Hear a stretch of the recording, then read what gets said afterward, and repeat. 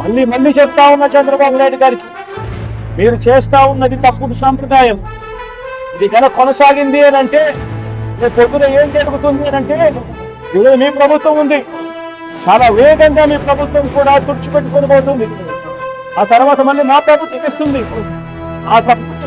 ఆ ప్రభుత్వం వచ్చినప్పుడు కార్యకర్తలు నేను వద్దు వద్దు కూడా వినకుండా ఆ కార్యకర్తలు చంద్రబాబు నాయుడు గారి తెలుగుదేశం పార్టీ వాళ్ళందరికీ కూడా బుద్ధి చెప్పే పరిస్థితి కూడా చంద్రబాబు నాయుడు గారు బీజం వేస్తా ఉన్నారు. ఈరోజు దయచేసి చంద్రబాబు నాయుడు గారికి చెప్తా ఉన్నాం, తప్పుడు సాంప్రదాయాలను ఇంతటితో ఆపండి.